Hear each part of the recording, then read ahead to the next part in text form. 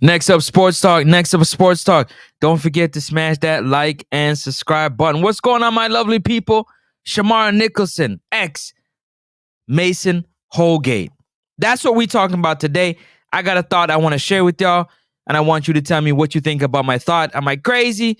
Am I lined up? Am I in the right spot when it comes to my thoughts that I'm bringing to you, my people? I'm really interested to know what you think about this thought that I have regarding Shamar Nicholson and Mason Holgate. But before we get there, I got to thank my Lord and Savior Jesus Christ for another one, because without him, none of this would be possible. Shout out to you.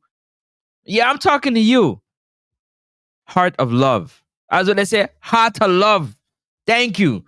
Thank you. Thank you. Thank you. Each and every one of you that has liked, commented, shared, and subscribed. And all my people in the chat section, in the comment section, I see y'all.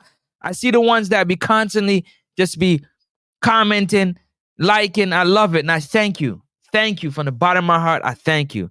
And I ask you to continue to do that. Tell a friend to tell a friend. And for those of you who haven't subscribed yet, that are watching and enjoy the content, thank you. But when you feel like you're ready, hit that subscribe button, man. Be a part of the Next Up Sports Talk platform where we talk all things sports. Right now, we talking about the Reggae Boyz and football right at this particular time. And I have a thought for you, my lovely people. Watching the games over the weekend, Arsenal versus Liverpool, it got me thinking. Ben White picked out Bukayo Saka. That led to a goal. Picked him out. He was the CB. Picked him out. Saka made a beautiful run. Got onto the end of it, cut it back. The rest is history. In that same game, I seen Trent Alexander-Arnold pick out Darwin Núñez while Darwin Núñez and Mo Salah was making a run. Beautiful pass from TAA, Trent Alexander-Arnold. Beautiful pass that picked out Núñez, that flicked it onto Mo Salah. The rest is history. And it got me thinking.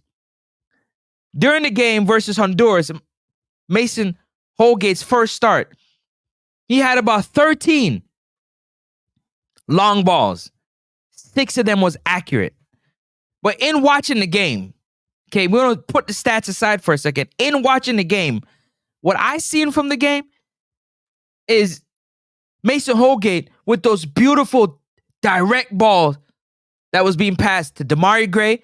He couldn't get on the end of any of them. And it wasn't because they were overpassed. It's just he wasn't, either he made the run at the wrong time. Sometimes the pass was a little heavy. I'm going to keep it real.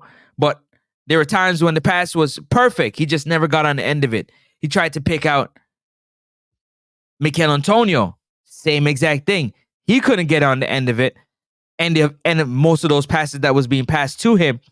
But it's the idea, because that would be Damian Lowe looking to make those direct passes to try to pick out BOZA, Cephas, Gray, Casey Palmer, Bobby Reed. He'd be making those passes. So I got to thinking, Mason Holgate hasn't played with Shamar Nicholson. Shamar Nicholson does a beautiful job of getting in behind the defender and getting onto the end of those balls. And you know, anytime it's one-on-one with the goalkeeper, big BOZA is going to shake the onion bag.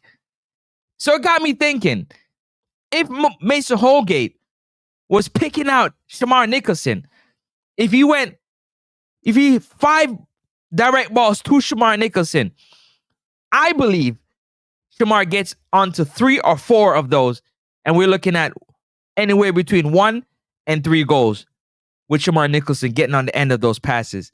I'd love to see that matchup, that camaraderie in the team. I'd love to see Mason Holgate playing with a Shamar Nicholson and trying to pick him out with those diagonal balls, with those straight balls from the CB position. What do you guys think in the comment section? Am I overthinking this? Because I don't think I'm overthinking it. I got back to watching the game, and I watched the way Shamar Nicholson runs. Oftentimes, he has to come back into the middle of the field to collect the ball. But that's not really his game. You want Shamar to be making runs, put the ball in the area where he can chase it down and get to it and make something happen, step over and put his big foot into, boom, bust up the net. But I just want to know if that's only me. I know a lot of people are going to say, yes, Mason Holgate was kicking away the ball. But let's not forget that the middle of the field, Honduras clogged up the middle of the field. Them block up the middle of the field like a roadblock. You know, like when them block off the road them from police and them throw a tree and all kind of thing. The middle of the field was block up.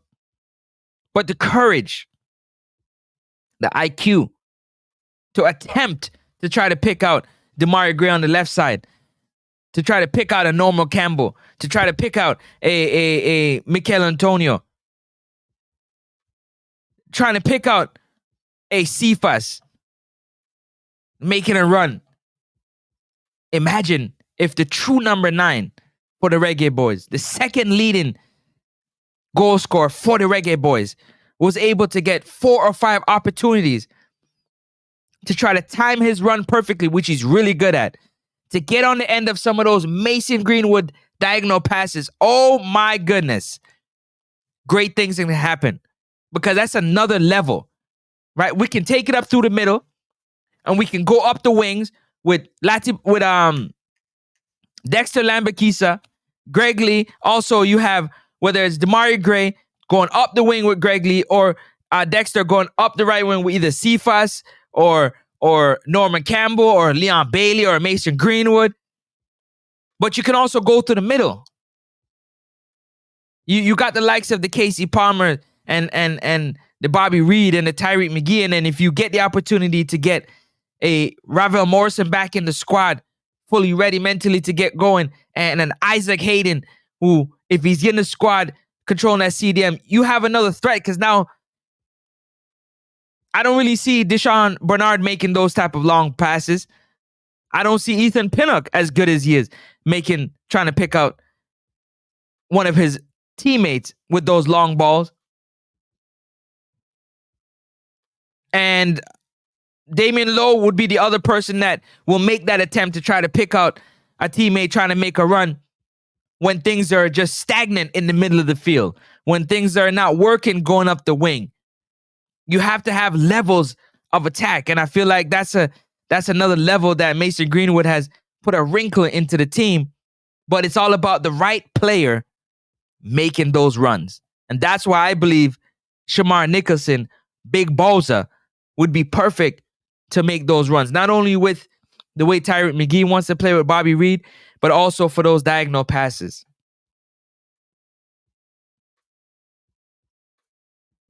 You guys let me know what you think in the comment section, because I just got the thoughts going. I'm sitting back and I'm watching these games and I'm going over the players that could potentially be in the team and what they bring to the team and how they can gel and mesh together. Yeah, how they can work together, how it can be a team game, because I don't want the individual ball. I want a team game. I would like to see the Reggae Boyz play a complete team game, from defense to midfield to the strikers to the wingers. Just a team game, everybody humming on the same page with the same goal in mind. The passes are accurate to each other's foot, in line. You're not overhitting the pass. You know the weight of the pass. You're putting it at the right height so that your player, like a Ethan Pinnock, like a Damian Lowe, like a Bernard or Big BOZA, can get on the end of it. Jamaican, you understand? End of it. And hit it into the net. You understand? You understand? That's how I see it. But I'm curious to know how you see it. Remove the feelings of the passes that you felt like he overshot. Yes, he overkicked some of them. He had 13 of them. I think it was like 5 or 6 that were accurate. They didn't result into anything, but they were accurate. Remove the feeling out of it. Look at the fact that if BOZA was on the end of getting to those direct passes, good things could happen. Good things could happen for the Reggae Boyz. And that's what got me sitting here thinking about, if that was to happen, shaking up of the lineup, does Mason Holgate take Damian Lowe's game? Does Mason Holgate, coming back into the team again, does he start over Damian Nana Lowe? because of the multi-dimension to his game. He can defend. He doesn't really get yellow cards. He doesn't really do harsh fouls. And he has the ability to pick out anyone streaking, whether it's a right wing, the left wing, or any of the midfielders or center forwards. He's able to hit you with a direct ball to your foot if the run is made correctly. Does Mason Holgate start over Damian Nanalo for the next international window? You guys let me know in the comment section. I look forward to hearing what your thoughts are. Stay blessed. Stay safe. I think this pairing right here could be something special. For the simple fact of the passing ability of one Mason Holgate. Solely because of the passing ability and Big BOZA be up there getting starved, getting no balls. Kick to him so he can do what he do and shake the onion bag. I look forward to hearing what you got to say. Let me know in the comment section. Stay safe, stay blessed, and subscribe if you haven't. I'm going to catch you on the next one. I'm out. This is Next Up Sports Talk. Yeah, homie, now that's us. You ain't tuning in, then you're hustling backwards. We always keep it poppin', tell your partner to slide through. Every sporting event, hit us up and we got you, cause we what? Next up. Next up, yeah. Next up, next up, yeah. Next up, next up, yeah. Next up, next up. Next Up Sports Talk. Don't even trill, homie, we got you. Yeah.